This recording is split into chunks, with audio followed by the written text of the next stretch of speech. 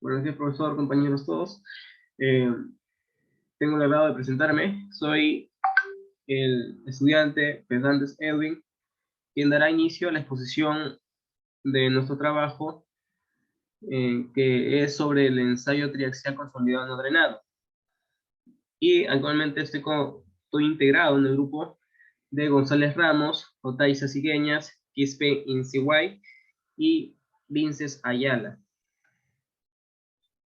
Los puntos a seguir van a ser la introducción, los objetivos, ensayos triaxiales consolidados, los equipos, normativas, procedimientos, ventajas y desventajas, las diferencias entre los ensayos triaxiales, eh, cálculo del ensayo y, por último, las conclusiones y recomendaciones. Bueno, en la actualidad, el uso de las pruebas triaxiales en laboratorio de suelos nos arroja resultados más precisos para obtener los parámetros de la resistencia al corte de un suelo. Estas pruebas son de mayor confiabilidad, ya que al momento de determinar la resistencia del suelo, nos dan la opción de conocer de forma más completa las características mecánicas del suelo. Este ensayo, también denominado ensayo consolidado rápido, consta de 3 etapas: la saturación, consolidación y compresión. Este ensayo se encuentra normalizado en el Reglamento Nacional de Edificaciones, en la ES50, y en la Normativa Técnica Peruana 339.166/2001, y la ASTM 4763, que nos respalda. El objetivo de nuestro ensayo es determinar las principales características de las pruebas realizadas en el ensayo triaxial consolidado no ordenado, proporcionar información sobre el comportamiento, esfuerzo y formación unitario del suelo, y detallar los procedimientos a realizar en el ensayo triaxial. El ensayo triaxial El ensayo triaxial constituye el procedimiento más satisfactorio para medir la resistencia al esfuerzo cortante del suelo. Una de sus ventajas principales radica en controlar el drenaje y la presión intersticial. El ensayo triaxial se encarga de medir la resistencia del corte dentro del plano de falla, que es real. La prueba del ensayo triaxial es uno de los métodos más confiables para determinar los parámetros de la resistencia al corte. Los ensayos triaxiales consolidados consisten en que un espécimen se consolida primeramente bajo la presión de confinamiento, así el esfuerzo llega a ser más efectivo, es decir, que la presión de la cámara queda actuando sobre la fase sólida del suelo. Existen 3 etapas para el ensayo triaxial. La primera consiste en la saturación de la muestra para el pico de la saturación. En la segunda, la muestra se consolida con esfuerzo de confinamiento constante, como se saturó la muestra antes de consolidarla.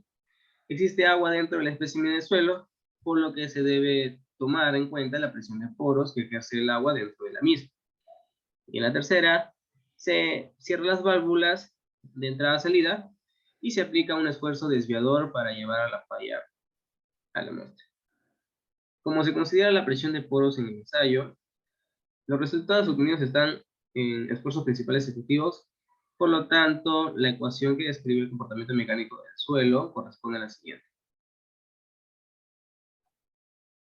Entre los equipos tenemos la cámara triaxial, la máquina de compresión triaxial, membrana de caucho, molde metálico, compresor de aire, la bomba de vacío, balanza de precisión, de aproximación a 0.1 gramos, calibrador, aro sello de caucho, tallador de muestras, cuchillas y sierras. Equipos para determinar el contenido de humedad. En la normativa, según la MTC 131, hay 3 tipos de métodos: el ensayo de compresión triaxial consolidado no drenado, con o sin medición de la presión de poros; el ensayo de compresión triaxial drenado; el ensayo no consolidado no drenado, con o sin medición de presión de poros. Los parámetros obtenidos son el ángulo de presión interna y la cohesión, y cuando se midan las presiones en los poros, podrán calcularse los valores efectivos de la presión interna y la cohesión. Según la norma, este método de ensayo cubre la determinación de resistencia y las relaciones tensión-deformación de una muestra cilíndrica de un suelo cohesivo saturado intacto, ya sea reconstituido o remodelado. Los especímenes se consolidan isotópicamente y se cortan en compresión sin drenaje a una tasa constante de deformación axial. Es una deformación controlada. Este método de prueba prevé el cálculo de las tensiones totales y efectivas y la compresión axial mediante la medición de la carga axial, deformación axial y la presión intersticial. Este método de prueba proporciona datos útiles para determinar las propiedades de resistencia y deformación de los suelos cohesivos, como el envolvente de resistencia de Moore y el módulo de Young.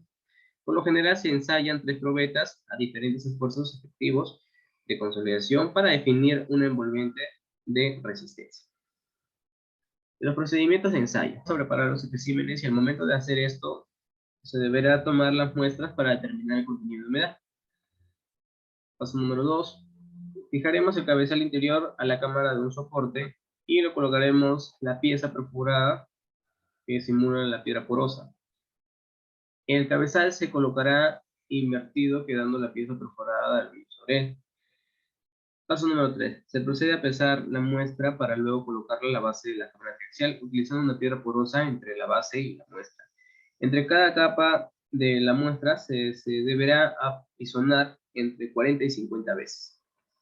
Como paso número 4, procederemos entonces a colocar la muestra sobre la base inferior de la celda triaxial, la que está preparada con el cabezal inferior y el papel de filtro, vale decir en condiciones óptimas de ser aposada la muestra sobre esta. Luego se colocará la piedra porosa seguido por el cabezal superior, quedando en contacto con la probeta del suelo. Como paso número 5, vamos a colocar el cilindro de lúcida resina sintética transparente que forma parte de la cámara triaxial en su lugar. La tapa superior de la cámara sobre el cilindro, centrando el vástago de carga axial cuidadosamente en el cabezal. Paso número 6. Aseguraremos provisoriamente la tapa superior por medio de sus tuercas y luego en forma definitiva, enroscándose sucesivamente de modo que la placa quede horizontal. Las tuercas deben apretarse solo con un toque suficiente para impedir la salida del agua a través de los ajustes de goma.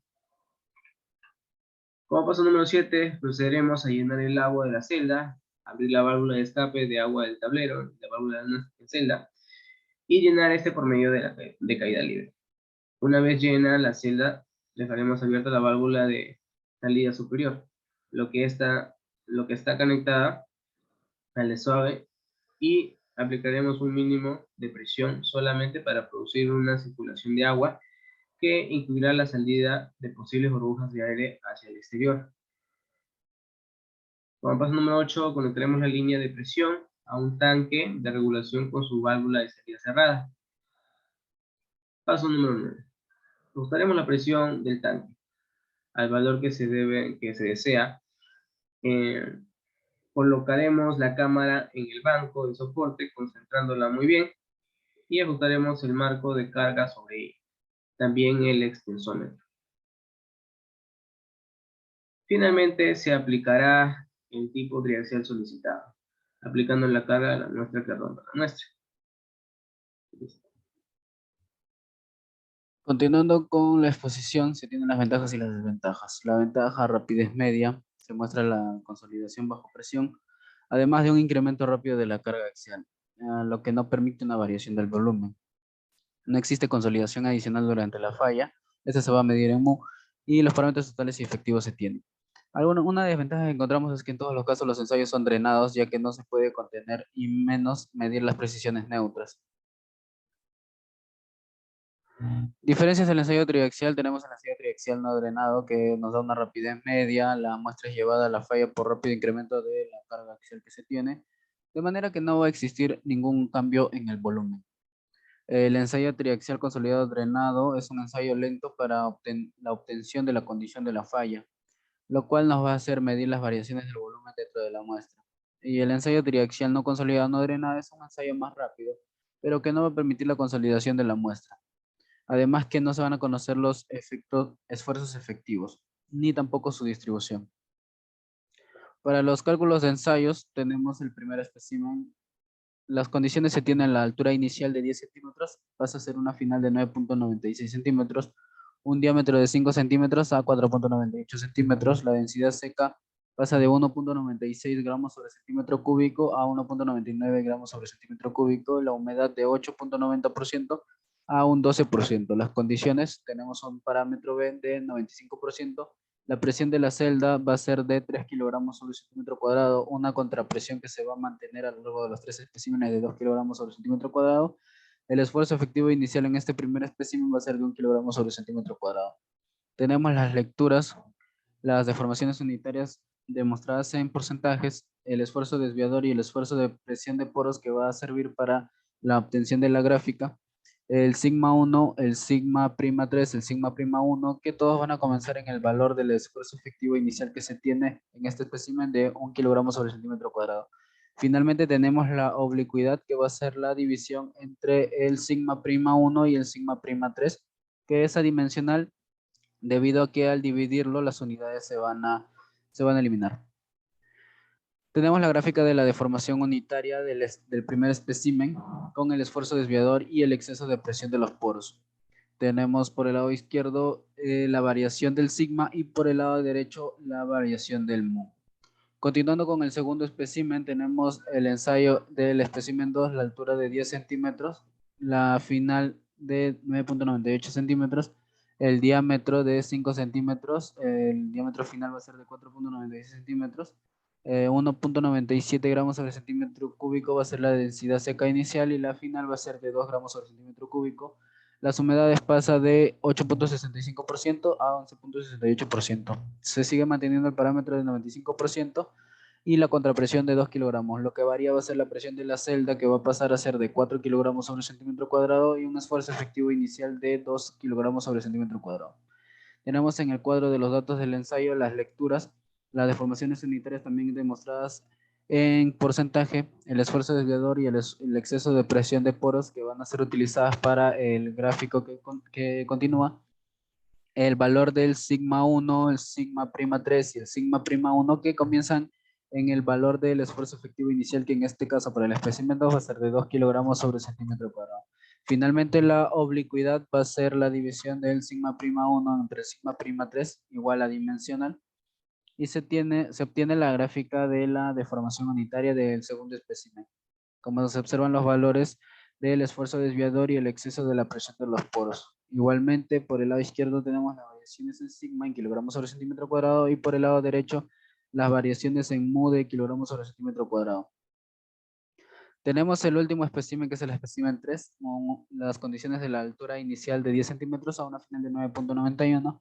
El diámetro de 5 centímetros pasó a 4.96 centímetros, la densidad seca de 1.97 gramos sobre centímetro cúbico a 2.02 gramos sobre centímetro cúbico. La humedad pasó de 8.61% a 11.45%. En las condiciones se sigue manteniendo el 95% del parámetro. La presión de la celda va a variar ahora a 6 kilogramos sobre centímetro cuadrado, la contrapresión se mantiene en 2 y el esfuerzo efectivo inicial en este caso va a ser de 4 kilogramos sobre centímetro cuadrado. Tenemos las lecturas, las deformaciones unitarias nuevamente demostradas en porcentaje, el esfuerzo desviador y el exceso de presión de poros también para el gráfico que viene a continuación. Los valores de sigma 1, sigma prima 3, sigma prima 1, que todos comienzan en el valor del esfuerzo efectivo inicial de 4 kilogramos sobre centímetro cuadrado. La oblicuidad nuevamente va a ser la división entre el sigma prima 1 y el sigma prima 3. Finalmente se obtiene la gráfica de la deformación unitaria del tercer espécimen con el esfuerzo desviador y el exceso de presión de los poros. Para el criterio de falla tenemos que tener en cuenta los máximos esfuerzos desviadores, las variaciones de sigma máximas. Para el caso de la primera muestra tenemos un valor de 2.24 y de un sigma prima 1 de 2.24.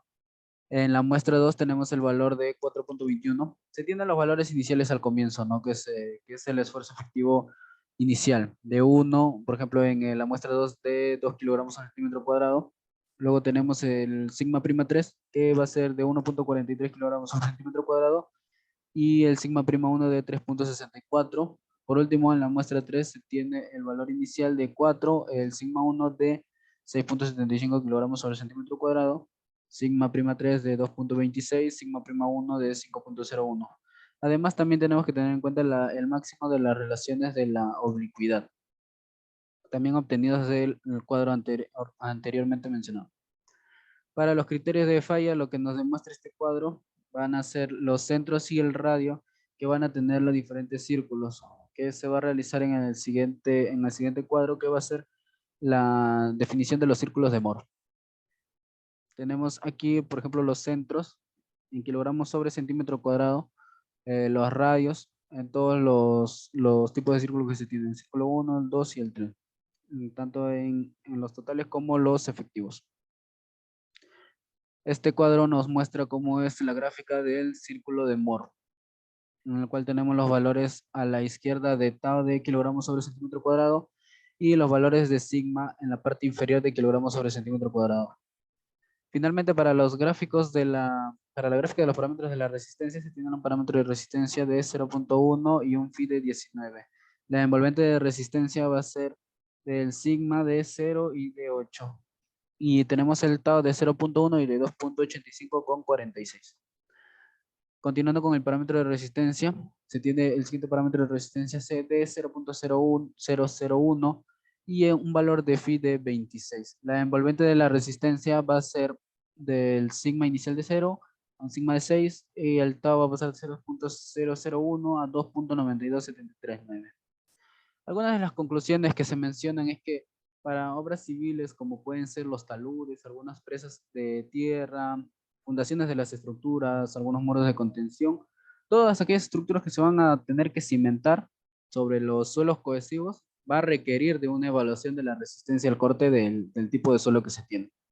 Además, el comportamiento no drenado depende del agua, ya que puede entrar o salir del suelo. El ensayo consolidado no drenado sirve para el diseño de los cimientos superficiales y sirve para estimar la capacidad de carga a un mediano y también a un largo plazo. Todo ello en suelos cohesivos, parcial y completamente saturados. En el ensayo consolidado no drenado, la manipulación adecuada de las muestras es un mínimo contacto con las mismas, tanto en su moldeo, también en su remodelo, como en su colocación en las cámaras y una prevención extrema en la pérdida de la humedad de los especímenes. Todos ellos son fundamentales como punto de partida para obtener un óptimo desempeño del ensayo que se va a realizar o que se va a ejecutar. Bueno, eso sería todo, profesor. Muchas gracias.